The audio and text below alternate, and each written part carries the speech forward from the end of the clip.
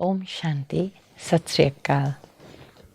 मैं अमरजीत कौर दुआ Bangkok Thailand तो आप जी ਦੇ ਨਾਲ ਇਸ ਪ੍ਰੋਗਰਾਮ ਵਿੱਚ ਜਪਜੀ ਸਾਹਿਬ ਦੀ ਵਿਆਖਿਆ ਤੇ ਸਿਮਰਨ ਕਰ ਰਹੇ ਹਾਂ। ਸਾਂਝੀ ਰੂਪ ਵਿੱਚ ਸਿਮਰਨ ਰੂਪ ਵਿੱਚ ਅਸੀਂ ਉਸ ਨੂੰ ਸਮਝ ਰਹੇ ਹਾਂ, ਬਣ ਰਹੇ ਹਾਂ, ਨਾ ਕਿ ਸਿਰਫ ਉਸ ਨੂੰ ਉਚਾਰ ਰਹੇ ਹਾਂ ਤੇ ਨਾ ਕਿ ਉਸ ਦੀ ਲਿਟਰਲ ਮੀਨਿੰਗ ਸਮਝ ਰਹੇ, ਲੇਕਿਨ ਉਸ ਦੀ ਗਹਿਰਾਈ ਸਮਝ ਰਹੇ ਹਾਂ ਤੇ ਆਪਣੇ ਜੀਵਨ ਵਿੱਚ ਪਰਿਵਰਤਨ ਕਰਨ ਦੀ ਕੋਸ਼ਿਸ਼ ਕਰ ਰਹੇ ਹਾਂ। ਆਪ ਜੀ ਨੂੰ ਸਵਾਗਤ ਹੈ ਤੇ आओ मिल के फिर अगां टुरिए। पहली पौड़ी तक असी पहुँच गए हाँ ते पहली पौड़ी विच असी सोचे सोच न हो गई, जे सोची लखवार चुप है चुप न हो गई, जे लाई रहा लिवतार। इस दो पंक्तियां दे असी गहराई विच गौर किया ते हुण अगां टुरिए। भुखियां भुख न उतरी जे बन्ना पुरिया पार। ये पंक्ति बहुत ही गहरी है तो एक मिनट वास्ते इंग्लिश ट्रांसलेशन जो लिखिया है पोइट्री रूप विच उसनू पढ़िए, फिर असी इस पंक्ति नू गहराई विच जावांगे, गौर करांगे। Those wants of ours, they creep up on us unknowingly. Each desire seems to be a need swaying us totally.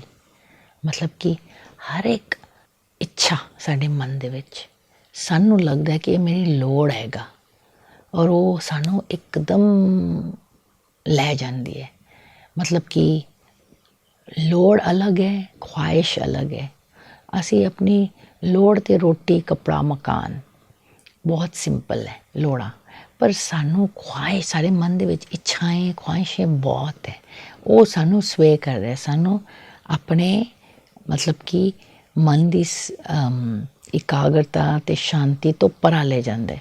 वो असी फिर गहराई विच जावांगे। This Guru ji says has no end, knows no satisfaction. One want barely gets fulfilled, another starts knocking on the doors of temptation.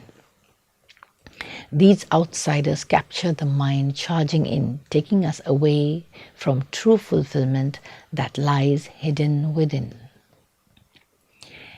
ਜਦੋਂ ਅਸੀਂ ਇਹ ਸੁਣਨੇ ਆ ਤੇ ਅਸੀਂ ਸਮਝ ਜਾਂਦੇ ਆ ਕਿ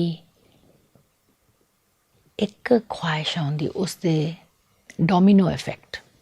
एक चीज़ चाहिए है जिमें ते फिर दूजी फिर दूजी फिर दूजी, एक मिल जाए तो वो भुख मिटदी नहीं।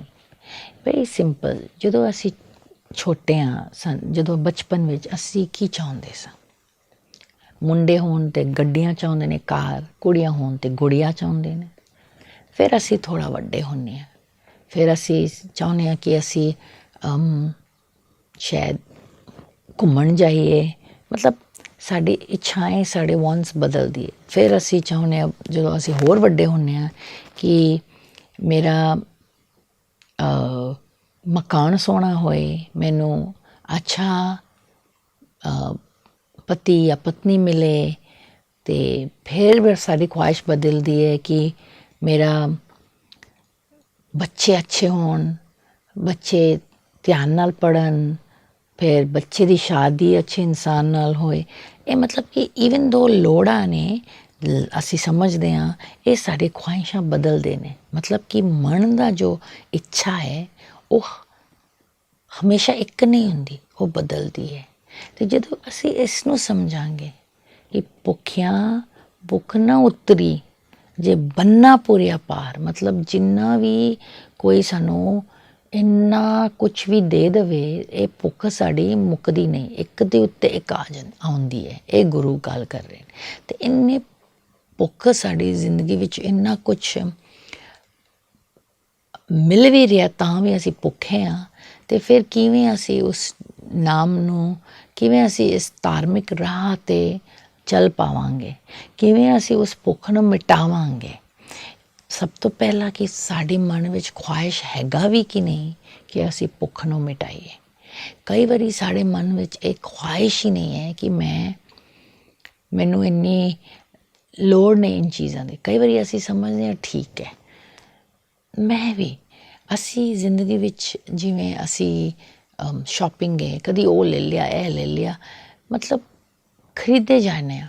ਫਿਰ ਅਗਲੀ ਵਾਰੀ ਸ਼ਾਪਿੰਗ ਗਏ, ਫਿਰ ਖਰੀਦਦੇ ਹਾਂ।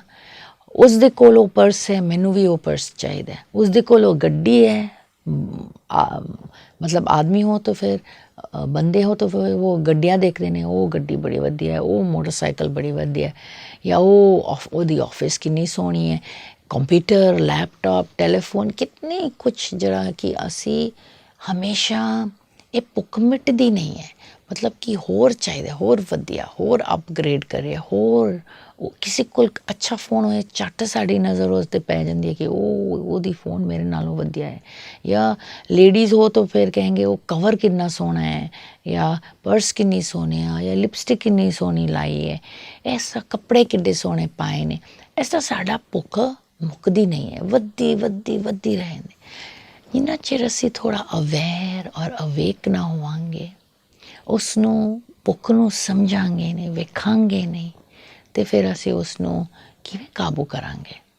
बहुत ज़रूरी है कि असी इस भुख नूं वेखीए, इस भुख नूं समझीए, तो फिर उस अकाल पुरख नूं मिल के उसनूं मिटाउणी है। क्योंकि ये गुरु नानक देव जी पहली पौड़ी विच अलग अलग जो तरीके ने जो असी अपनाने हाँ, जड़ा कि सानू परमारथ दे राह तो दूर ले जा रहा है, वो सानू याद दिला रहे हैं, सानू दस रहे हैं कि इस दे विच सानू कुछ मिलना नहीं। खाना भी असी खाना खाने चोखा चोखा, जो चीज़ सानू पसंद है असी डबल ट्रिपल खाने, उस वेले सानू ध्यान भी नहीं रहिंदा है कि खाण दे नाल शुगर वधेगी या बीमार होवांगे। ये मतलब सानू इस गल दी ध्यान ही नहीं आउंदी, ते असी बस खाई जा रहे। ते ये भुख जिहड़ी है ना, जीभ रस दा भुख, मन दी भुख तो हो रही है। क्योंकि मन दी भुख नूं असी सीमा नहीं पा सकते। पेट दी भुख फिर भी सीमा विच हैगा, पर मन दी जिहड़ी भुख है वो सीमा तो वध के है। ते ਉਹ ਕਦੀ ਉਸ ਦੇ ਵਿੱਚ ਅਵੇਅਰਨੈਸ 'ਤੇ ਜਾਣੀ ਚਾਹੀਦੀ ਤਾਂ ਕਿ ਅਸੀਂ ਉਸ ਨੂੰ ਗਿਵਨ ਨਾ ਕਰੀਏ। ਇੱਕ ਵੈਰੀ ਸਿੰਪਲ ਐਗਜ਼ਾਮਪਲ ਹੈ, ਇੱਕ ਪਲੇਟ ਖਾਣਾ ਸਾਡੇ ਸਾਹਮਣੇ, ਮਤਲਬ ਇਨ ਅੱਖਾਂ ਦੇ ਨਾਲ ਅਸੀਂ ਕਿੰਨਾ ਕੁ ਵੇਖ ਸਕਦੇ ਹਾਂ, ਟੇਬਲ ਭਰ ਕੇ ਖਾਣਾ ਵੇਖ ਸਕਦੇ ਹਾਂ, ਪਰ ਮਨ ਦੇ ਵਿੱਚ ਬੇਹੱਦ ਵੇਖ ਸਕਦੇ। ਉਸ ਤੋਂ ਵੀ ਇੱਕ ਟੇਬਲ ਤੋਂ ਵੀ ਵੱਧ ਕੇ ਅਸੀਂ ਜਿੰਨਾ ਮਰਜ਼ੀ ਮਨ ਦੇ ਵਿੱਚ ਪਾਈ ਜਾਵੇ, ਮਨ ਜਿਹੜੀ ਭੁੱਖ ਮਨ ਦੀ ਹੈ ਨਾ, ਉਹ ਬੇਅੰਤ ਹੈ, ਬੇਹੱਦ ਹੈ। ਕਿਉਂਕਿ ਮਨ ਦੀ ਅਵਸਥਾ ਹੀ ਬੇਹੱਦ ਹੈ, ਬੇਅੰਤ ਹੈ। ਪਰ ਅਸੀਂ ਇਸ ਨੂੰ ਸਮਝਣਾ ਅਤੇ ਅਵੇਅਰ ਹੋਣਾ ਹੈ ਕਿ ਭੁੱਖ ਨਾ ਉਤਰੀ, ਇਹ ਉਤਰਨ ਵਾਲੀ ਕੋਈ ਨਹੀਂ ਹੈ। ਇਸ ਨੂੰ ਡੋਂਟ ਗਿਵ ਇਨ, ਕਿਉਂਕਿ ਤੁਸੀਂ ਗਿਵ ਇਨ ਕਰੋਗੇ, ਅੱਜ ਮੈਨੂੰ ਉਹ ਕਾਰ ਚਾਹੀਦੀ, ਮਿਲ ਜਾਏਗੀ ਉਹ ਕਾਰ, ਅਗਲਾ ਦਿਨ ख्वाहिश अलग होएगी। जिन्ना चिर वो कार नहीं मिले वही वो एक ख्वाहिश है, वो मिलते सार फिर अगली एकदम अगली भुख आ जाती है। इसनूं समझनी पैगी। तो इस वास्ते थोड़ा इच्छाएं वॉन्ट्स तो दूर रहना है, क्योंकि ये वॉन्ट्स जिहड़े ने ये दौड़ते आउंदे ने, ये टैम्पटेशनस ने, ये सानू माया है। पाओ दूजा माया ना, मतलब कोई होर चीज़ दूजा आए आप जी तो बिना, मतलब तू एक है जड़ा कि मन में टिकना चाहिए, बाकी जो टिके वो माया है।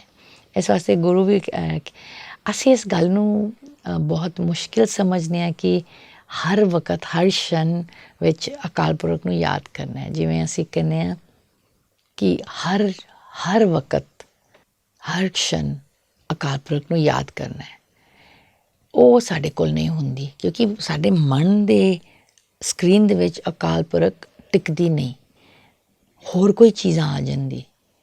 ਪਰ ਸਵਾਸ ਸਵਾਸ ਸਿਮਰੋ ਗੋਬਿੰਦ, ਸਾਸ ਸਾਸ ਸਿਮਰੋ ਗੋਬਿੰਦ ਅਸੀਂ ਸੁਣਨੇ, ਮਤਲਬ ਹਰ ਸਵਾਸ ਦੇ ਨਾਲ ਉਸ ਨੂੰ ਸਿਮਰਨਾ, ਹਰ ਸਵਾਸ ਦੇ ਨਾਲ, ਮਤਲਬ ਖਾਣਾ ਖਾਣ ਵੇਲੇ, ਮੋਟਰ ਚਲਾਉਣ ਵੇਲੇ, ਸ਼ਾਪਿੰਗ ਕਰਨ ਵੇਲੇ, ਕੱਪੜੇ ਲੈਣ ਵੇਲੇ, ਨਹਾਉਣ ਵੇਲੇ, ਹਰ ਵਕਤ ਉਸ ਨੂੰ ਸਿਮਰਨਾ।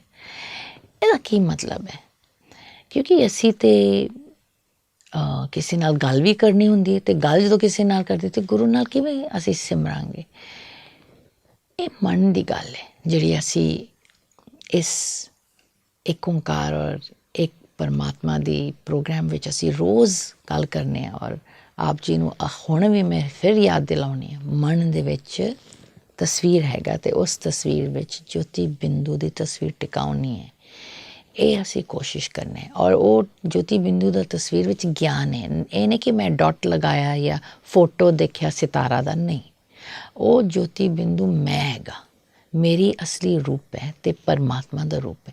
ਇਹ ਜਦੋਂ ਅਸੀਂ ਟਿਕਾਵਾਂਗੇ ਫਿਰ ਅਸੀਂ ਮੁੱਖ ਦੇ ਨਾਲ, ਨੱਕ ਦੇ ਨਾਲ, ਕੰਨ ਦੇ ਨਾਲ, ਹੱਥ ਪੈਰ ਦੇ ਨਾਲ, ਜੋ ਮਰਜ਼ੀ ਅਸੀਂ ਕਰੀਏ, ਇਹ ਬਾਹਰਲੀ ਪੰਜ ਤੱਤਵ ਵਿੱਚ ਅਸੀਂ ਖੇਡ ਖੇਲਾਂਗੇ ਪਰ ਆਪਣੇ ਆਪ ਨੂੰ ਐਕਟਰ ਸਮਝਾਂਗੇ। ਜਿਵੇਂ ਐਕਟਰ ਆਪਣੇ ਆਪ ਨੂੰ ਐਕਟਰ ਸਮਝਦਾ, ਰੋਲ ਪਲੇ ਕਰ ਰਿਹਾ, ਕੋਈ ਨਾਮ ਹੈ ਰੋਲ ਦੇ ਵਿੱਚ, ਜਿਵੇਂ ਅਮਿਤਾਭ ਹੈ ਅਤੇ ਉਹ ਖੇਡ ਰਿਹਾ ਕੂਲੀ ਦਾ, ਤਾਂ ਉਸ ਰੋਲ ਵਿੱਚ ਉਹ ਫਸ ਥੋੜ੍ਹਾ ਜਾਂਦਾ। ਉਹਨੂੰ ਪਤਾ ਹੈ ਮੈਂ ਅਮਿਤਾਭ ਹਾਂ ਅਤੇ ਮੈਂ ਸਿਰਫ ਖੇਡ ਰਿਹਾ ਕੂਲੀ ਦਾ ਰੋਲ। ਔਰ ਜਦ ਤੱਕ ਇਹ ਰੋਲ ਪਲੇ ਕਰ ਰਿਹਾ ਉਹ ਉਸ ਰੋਲ ਵਿੱਚ ਐਕਟਿੰਗ ਕਰ ਰਿਹਾ ਹੈ ਅਤੇ ਉਹਨੂੰ ਭੁੱਲਦਾ ਨਹੀਂ ਕਿ ਮੈਂ ਅਮਿਤਾਭ ਹਾਂ। ਪਰ ਅਸੀਂ ਆਤਮਾ, ਪਰ ਅਸੀਂ ਜਦੋਂ ਖੇਡ ਰਹੇ ਹਾਂ ਅਸੀਂ ਭੁੱਲ ਜਾਂਦੇ ਹਾਂ ਅਸੀਂ ਆਤਮਾ। ਇਸ ਵਾਸਤੇ ਜਦੋਂ ਅਸੀਂ ਮਨ ਦਾ ਤਸਵੀਰ ਵਿੱਚ ਆਪਣੇ ਆਪ ਨੂੰ ਆਤਮਾ ਟਿਕ ਕੇ ਸਮਝਾਂਗੇ ਅਤੇ ਖੇਡ ਲਾਂਗੇ, ਫਿਰ ਸਾਨੂੰ ਉਹ ਭੁੱਖ ਵੀ ਨਹੀਂ ਨਜ਼ਰ ਆਏਗੀ। ਉਹ ਅਵੇਅਰਨੈਸ ਰਹੇਗੀ ਕਿ ਮੈਂ ਤਾਂ ਅਲੱਗ ਹਾਂ। ਇਸ ਸਰੀਰ ਨੂੰ ਕੀ ਚਾਹੀਦਾ, ਕੱਲ੍ਹ ਮੇਰੀ ਸਵਾਸ ਚਲੀ ਜਾਏ, ਅਚਾਨਕ ਮੈਂ ਅੱਜ ਕੱਲ੍ਹ ਅਸੀਂ ਸੁਣਦੇ ਹਾਂ ਹਾਰਟ ਫੇਲ ਹੋ ਜਾਂਦੀ ਹੈ, ਅਚਾਨਕ ਕੋਈ ਟੁਰ ਜਾਂਦਾ ਅਤੇ ਸਾਰਾ ਕੁਝ ਜੋ ਉਹਨੇ ਖਰੀਦਿਆ, ਸਾਰਾ ਕੁਝ ਜੋ ਉਹਦੇ ਕੋਲ ਹੈ ਉਹ ਇੱਥੇ ਹੀ ਰਹਿ ਜਾਂਦਾ, ਹੱਥ 'ਤੇ ਖਾਲੀ ਜਾਣਾ। ਜਿਵੇਂ ਅਲੈਗਜ਼ੈਂਡਰ ਆਪਣੇ ਕੌਫਿਨ ਵਿੱਚ ਮਤਲਬ ਜਦੋਂ ਉਹਦਾ ਮੌਤ ਹੋਣ ਤੋਂ ਪਹਿਲਾਂ ਉਹਨੇ ਆਖਿਆ ਸੀ ਮੇਰੇ ਹੱਥ ਖਾਲੀ ਬਾਹਰ ਰੱਖੀ ਤਾਂ ਕਿ ਦੁਨੀਆ ਨੂੰ ਪਤਾ ਲੱਗੇ ਕਿ ਦੁਨੀਆ ਦੇ ਸਭ ਤੋਂ ਵੱਡਾ ਰਾਜਾ ਜੋ ਸਾਰਾ ਵਰਲਡ ਨੂੰ ਕੌਂਕਰ ਕਰਨ ਦੀ ਕੋਸ਼ਿਸ਼ ਕਰ ਰਿਹਾ ਸੀ, ਉਹ ਵੀ ਖਾਲੀ ਹੱਥ ਗਿਆ ਹੈ। ਮਤਲਬ ਨਾਲ ਕੁਛ ਨਹੀਂ ਜਾਣਾ। ਅਤੇ ਇਸ ਖਿਆਲ ਦੇ ਵਿੱਚ ਮੈਂ ਆਤਮਾ ਹਾਂ, ਮੈਂ ਇਸ ਪੰਜ ਤੱਤਵ ਦੇ ਸਰੀਰ ਤੋਂ, ਪੰਜ ਤੱਤਵ ਤੋਂ ਅਲੱਗ ਹਾਂ। ਅਤੇ ਫਿਰ ਜੋ ਵੀ ਮੈਂ ਖਰੀਦ ਰਹੀ ਹਾਂ, ਜੋ ਵੀ ਮੈਂ ਲੈ ਰਹੀ ਹਾਂ, ਉਹ ਆਪਣੀ ਲੋੜਾਂ ਵਾਸਤੇ, ਇਸ ਸਰੀਰ ਵਿੱਚ ਜਿਉਣ ਵਾਸਤੇ, ਆਪਣੇ ਕਾਇਦੇ ਵਿੱਚ ਜੋ ਮੇਰੇ ਮਤਲਬ ਕਿ ਮੇਰੇ ਪੋਕਟ ਮਨੀ ਅਲਾਓ ਕਰਦੀ ਹੈ, ਮੇਰੇ ਖਰਚਾ ਅਲਾਓ ਕਰਦੀ ਹੈ, ਜੋ ਮੇਰੇ ਲਈ ਅਸ਼ਾਂਤੀ ਨਾ ਹੋਏ, ਸ਼ਾਂਤ ਨਾਲ ਮੈਂ ਜੀ ਪਾਵਾਂ, ਸ਼ਾਂਤੀ ਵਿੱਚ ਮੈਂ ਖਰਚ ਕਰ ਪਾਵਾਂ, ਉਹ ਠੀਕ ਹੈ ਉਸ ਹੱਦ ਤੱਕ। ਪਰ ਜੇ ਮੈਨੂੰ ਅਸ਼ਾਂਤੀ ਦੇਵੇ ਜਾਂ ਕਿਸੇ ਹੋਰ ਨੂੰ ਅਸ਼ਾਂਤੀ ਦੇਵੇ, ਫਿਰ ਉਹ ਭੁੱਖ ਬਣ ਜਾਂਦੀ ਹੈ ਅਤੇ ਨਾਲ ਕੁਛ ਜਾਣਾ ਨਹੀਂ। ਇਹ ਤਾਂ ਅਸੀਂ ਸਾਰੇ ਜਾਣਦੇ ਹਾਂ। ਇਸ ਵਾਸਤੇ 1 ਮਿੰਟ ਲਈ ਆਪਣੇ ਆਪ ਨੂੰ ਆਤਮਾ ਵੇਖਣਾ, ਉਸ ਅਕਾਲ ਪੁਰਖ ਦੇ ਨਾਲ ਜੁੜਨਾ ਅਤੇ ਆਪਣੇ ਸਰੀਰ ਨੂੰ ਦੇਖਣਾ ਅਲੱਗ ਕਿ ਮੈਂ ਇਸ ਸਰੀਰ ਵਿੱਚ, ਅਤੇ ਇਸ ਸਰੀਰ ਦੇ ਨਾਲ ਕੀ ਹੈ ਜਿਹੜਾ ਕਿ ਮੇਰੇ ਨਾਲ, ਮੈਂ ਆਤਮਾ ਦੇ ਨਾਲ ਨਹੀਂ ਜਾਣਾ। ਮੈਂ ਆਤਮਾ ਇਸ ਸਰੀਰ ਵਿੱਚ ਟਿਕੀ ਹਾਂ ਅਤੇ ਜਦ ਮੈਂ ਨਿਕਲਾਂਗੀ ਇਸ ਸਰੀਰ ਤੋਂ ਕੀ ਰਹਿ ਜਾਂਦਾ, ਇਹ ਜਦੋਂ ਅਸੀਂ ਖਿਆਲ ਕਰਾਂਗੇ ਫਿਰ ਅਸੀਂ ਉਸ ਭੁੱਖ ਵਿੱਚ ਨਹੀਂ ਜਾਵਾਂਗੇ।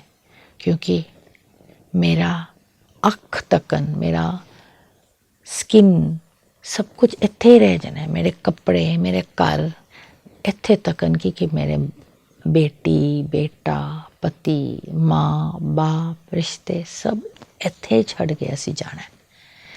ਇਸ ਵਾਸਤੇ ਇਹ ਭੁੱਖ ਕਿਉਂ, ਇਹ ਚਾਹ ਕਿਉਂ? ਕਾਮ ਬਹੁਤ ਵੱਡੀ ਅਵਗੁਣ ਹੈ।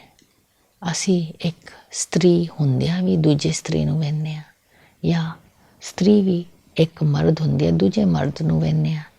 ਇਹ ਕਾਮ ਵਿੱਚ ਅਸੀਂ ਕਿਉਂ ਜਾਂਦੇ ਹਾਂ? ਭੁੱਖ ਕਿਉਂ ਨਹੀਂ ਮਿਟਦੀ ਹੈ? ਕਾਮ ਵੀ ਇੱਕ ਭੁੱਖ ਹੈ, ਕ੍ਰੋਧ ਵੀ ਇੱਕ ਭੁੱਖ ਹੈ। ਕ੍ਰੋਧ ਅਸੀਂ ਤਾਂ ਕਰਨੇ ਹਾਂ ਕਿਉਂਕਿ ਸਾਡੇ ਵਿੱਚ ਮੋਹ ਅਤੇ ਹੰਕਾਰ ਹੈ। ਅਸੀਂ ਸਮਝਦੇ ਮੈਂ ਠੀਕ ਹਾਂ ਤਾਂ ਅਸੀਂ ਕ੍ਰੋਧ ਕਰਨੇ। ਜਦ ਅਸੀਂ ਸਮਝਾਂਗੇ ਕਿ ਮੈਂ ਅਲੱਗ ਹਾਂ ਅਤੇ ਸਾਰੇ ਅਸੀਂ ਇੱਕੋ ਜਿਹੇ ਹਾਂ, ਫਿਰ ਸਾਨੂੰ ਕ੍ਰੋਧ ਹੀ ਨਹੀਂ ਆਏਗੀ। ਲੋਭ, ਅੱਜ ਦੀ ਗੱਲ ਜਿਹੜੀ ਮੇਨ ਗੱਲ ਅਸੀਂ ਕਰ ਰਹੇ ਹਾਂ, ਮੈਂ ਸਰੀਰ ਨਹੀਂ ਹਾਂ, ਮੈਂ ਆਤਮਾ। ਸਭ ਲੋੜਾਂ ਦੁਨੀਆ ਵਿੱਚ ਇਸ ਸਰੀਰ ਦੇ ਨਾਲ ਜੁੜਿਆ ਹੋਇਆ ਹੈ। पर मैं इस शरीर तो अलग हाँ। इस शरीर ਨੂੰ ਜੋ ਵੀ ਚਾਹੀਦਾ ਹੈ ਮੈਂ ਦਿਆਂਗੀ, ਪਰ ਮਨ ਦੀ ਅਸ਼ਾਂਤੀ ਨਾ ਹੋਏ, ਮਨ ਦੇ ਅੰਦਰ ਨੈਗੇਟਿਵਿਟੀ ਨਾ ਚਲੇ, ਮਨ ਐਵੇਂ ਫੀਲ ਕਰੇ ਕਿ ਮੈਂ ਆਤਮਾ, ਬਸ ਇਹ ਜ਼ਿੰਦਗੀ ਖੁਸ਼ੀ ਨਾਲ ਜੀਣਾ ਹੈ। ਉਸ ਅਕਾਲ ਪੁਰਖ ਦੇ ਹੱਥ ਫੜ ਕੇ, ਉਸ ਦੇ ਕੋਲ ਰਹਿ ਕੇ, ਉਸ ਦਾ ਨਾਮ ਜਪ ਕੇ, ਉਸ ਨੂੰ ਯਾਦ ਕਰਦਿਆਂ ਇਹ ਸਰੀਰ ਵਿੱਚ ਮੈਂ ਆਤਮਾ ਰਹਿ ਰਹੀ ਹਾਂ। ਜਦ ਅਸੀਂ ਇਹ ਭੁੱਲ ਜਾਂਦੇ ਹਾਂ ਨਾ, ਫਿਰ ਸਾਡੇ ਖੁਆਇਸ਼ਾਂ ਬਹੁਤ ਹੋ ਜਾਂਦੀਆਂ। ਅੱਜ ਕੱਲ੍ਹ ਦੇ ਨੌਜਵਾਨ ਬੱਚੇ, ਅਸੀਂ ਵੀ ਗੁਜ਼ਰ ਚੁੱਕੇ ਹਾਂ, ਹੁਣ ਉਹਨਾਂ ਦੀ ਵਾਰੀ ਹੈ। ਬੱਚਾ ਪੈਦਾ ਕਰਦੇ ਨੇ ਅਤੇ ਬੱਚਾ ਵਾਸਤੇ ਸਭ ਕੁਝ ਕਰਦੇ ਨੇ, ਉਹ ਸਮਝਦੇ ਨੇ। ਬੱਚਾ ਨੂੰ ਚਾਹੀਦਾ ਕੀ ਹੈ? ਉਹਨੂੰ ਤਾਂ ਸਿਰਫ ਖੇਡਣਾ ਚਾਹੀਦਾ, ਪਿਆਰ ਚਾਹੀਦਾ, ਖਾਣਾ ਚਾਹੀਦਾ, ਪੀਣਾ ਚਾਹੀਦਾ, ਦੁੱਧ ਚਾਹੀਦਾ। ਪਰ ਅਸੀਂ ਉਹਦੇ 'ਤੇ ਕਿੰਨਾ ਕੁਛ ਠੋਕਦੇ ਹਾਂ ਅਤੇ ਕਿੰਨਾ ਕੁਛ ਅਸੀਂ ਉਹਦੇ 'ਤੇ ਖੁਆਇਸ਼ਾਂ ਪਾਉਂਦੇ ਹਾਂ ਕਿ ਤੂੰ ਵੱਡਾ ਹੋ ਕੇ ਇਹ ਬਣੇਗਾ, ਉਹ ਬਣੇਗਾ, ਉਹ ਕਰੇਗਾ, ਇਹ ਕਰੇਗਾ। ਇਹ ਸਾਰੇ ਆਪਣੇ ਖੁਆਇਸ਼ਾਂ ਨੇ, ਇਹ ਭੁੱਖ ਹੀ ਹੈ। ਭੁੱਖ ਸਿਰਫ ਮੂੰਹ ਦੀ ਭੁੱਖ ਨਹੀਂ, ਮਨ ਦੀ ਭੁੱਖ, ਰਿਲੇਸ਼ਨਸ਼ਿਪ ਵਿੱਚ ਭੁੱਖ ਕਿ ਤੂੰ ਚੰਗਾ ਕੰਮ ਕਰੇ, ਹੋਰ ਜ਼ਿਆਦਾ ਤਰੱਕੀ ਕਰੇ। ਆਸ਼ੀਰਵਾਦ ਅਲੱਗ ਹੈ। ਮਨ ਦੇ ਵਿੱਚ ਜਦ ਅਸ਼ਾਂਤੀ ਆਉਂਦੀ ਹੈ ਨਾਲ, ਉਹਨੂੰ ਭੁੱਖ ਕਿਹਾ ਗਿਆ। ਜਦ ਤੱਕ ਨਾ ਅਸੀਂ ਸ਼ਾਂਤ ਹਾਂ ਅਤੇ ਆਪਣੇ ਆਰਾਮ ਦੇ ਵਿੱਚ ਕਰ ਰਹੇ ਹਾਂ ਅਤੇ ਕਿਸੇ ਨੂੰ ਤਕਲੀਫ ਨਹੀਂ ਦੇ ਰਹੇ ਅਤੇ ਆਪਣੇ ਆਪ ਨੂੰ ਵੀ ਤਕਲੀਫ ਨਹੀਂ ਦੇ ਰਹੇ, ਮਨ ਦੀ ਅਵਸਥਾ ਸਥਿਰ ਹੈ, ਓਨਾ ਚਿਰ ਅਸੀਂ ਮਤਲਬ ਕਿ ਰੱਜ ਵਿੱਚ ਰਹਿ ਰਹੇ ਹਾਂ, ਭੁੱਖ ਵਿੱਚ ਨਹੀਂ। ਅਤੇ ਇਸ ਵਾਸਤੇ ਹਮੇਸ਼ਾ ਅਵੇਅਰਨੈਸ ਅਤੇ ਅਵੇਕਨਿੰਗ ਦੇ ਨਾਲ ਆਪਣੇ ਮਨ ਦੀ ਅਵਸਥਾ ਨੂੰ, ਆਪਣੇ ਫੀਲਿੰਗਸ ਨੂੰ ਚੈੱਕ ਕਰਨਾ ਹੈ ਕਿ ਮੇਰਾ ਫੀਲਿੰਗ ਕਿਵੇਂ ਹੈ। ਜੇ ਮੇਰਾ ਫੀਲਿੰਗ ਕਾਮ ਹੈ, ਸਥਿਰ ਹੈ, ਖੁਸ਼ ਹੈ ਅਤੇ ਮੈਂ ਠੀਕ ਹਾਂ। ਜੇ ਮੇਰਾ ਫੀਲਿੰਗ ਨਹੀਂ ਠੀਕ, ਮੇਰਾ ਫੀਲਿੰਗ ਸਥਿਰ ਨਹੀਂ, ਮੇਰਾ ਫੀਲਿੰਗ ਖੁਸ਼ ਨਹੀਂ ਹੈ, ਅਤੇ ਫਿਰ ਮੈਂ ਨਹੀਂ ਠੀਕ। ਭੁੱਖਿਆਂ ਭੁੱਖ ਨਾ ਉਤਰੀ, ਜੇ ਬੰਨਾ ਪੁਰੀਆ ਪਾਰ। ਕਿੰਨਾ ਸੋਹਣਾ ਤਰੀਕੇ ਨਾਲ ਗੁਰੂ ਜੀ ਨੇ ਭੁੱਖ ਦੇ ਉੱਤੇ ਸਾਨੂੰ ਬਹੁਤ ਕੁਝ ਦੱਸਿਆ ਹੈ ਇਸ ਇੱਕ ਪੰਕਤੀ ਦੇ ਵਿੱਚ ਕਿ ਮੈਂ ਆਪਣਾ ਜ਼ਿੰਦਗੀ ਇਸ ਭੁੱਖ ਤੋਂ ਉੱਤੇ ਜੀਣਾ ਹੈ, ਭੁੱਖ ਵਿੱਚ ਫਸ ਨਹੀਂ ਜਾਣਾ ਹੈ। ਮਟੀਰੀਅਲਿਸਟਿਕ ਭੁੱਖ, ਰਿਲੇਸ਼ਨਸ਼ਿਪ ਭੁੱਖ, ਆਪਣੇ ਵਾਂਟਸ, ਆਪਣੇ ਡਿਜ਼ਾਇਰਸ, ਤਰੱਕੀ ਦਾ ਭੁੱਖ, ਸਭ ਤਰੀਕੇ ਦੇ ਭੁੱਖ ਨੂੰ ਅਸੀਂ ਛੱਡਣਾ। ਅਤੇ ਉਹ ਕਿਵੇਂ ਛੱਡਾਂਗੇ? ਅਤੇ ਜਪਜੀ ਸਾਹਿਬ ਦੀ ਪਹਿਲੀ ਪੌੜੀ ਵਿੱਚ ਗੁਰੂ ਜੀ ਸਵਾਲ ਕਰਨਗੇ। ਇਹ ਹਾਲੀ ਸਿਰਫ ਉਹ ਦੱਸਦੇ ਪਏ ਨੇ ਕਿ ਸਾਡੀ ਅਵਸਥਾ ਕੀ ਹੈ, ਅਤੇ ਫਿਰ ਆਨਸਰਸ ਬਾਅਦ ਵਿੱਚ ਖੁੱਲ੍ਹਦੀ ਜਾਏਗੀ। ਅਤੇ ਸਾਨੂੰ ਪਤਾ ਹੈ ਕਿ ਇੱਕ ਹੀ ਆਨਸਰ ਹੈ, ਨਾਮ। ਉਸ ਨੂੰ ਯਾਦ ਕਰਨਾ, ਉਸ ਤੋਂ ਬਿਨਾਂ ਅਸੀਂ ਕੁਛ ਨਹੀਂ ਕਰ ਸਕਦੇ। ਅੱਜ ਫਿਰ ਆਪ ਜੀ ਦੇ ਨਾਲ ਬਹੁਤ ਪਿਆਰ ਵਿੱਚ ਸੰਗਠੀ ਰੂਪ ਵਿੱਚ ਸਤਸੰਗ ਕੀਤਾ ਹੈ। ਥੈਂਕ ਯੂ ਬਹੁਤ ਬਹੁਤ ਆਪ ਜੀ ਦਾ। ਅਤੇ ਫਿਰ ਮਿਲਾਂਗੇ ਇੱਕ ਓਂਕਾਰ, ਇੱਕ ਪਰਮਾਤਮਾ ਦੇ ਪ੍ਰੋਗਰਾਮ ਵਿੱਚ। ਓਮ ਸ਼ਾਂਤੀ, ਸਤਿ ਸ੍ਰੀ ਅਕਾਲ।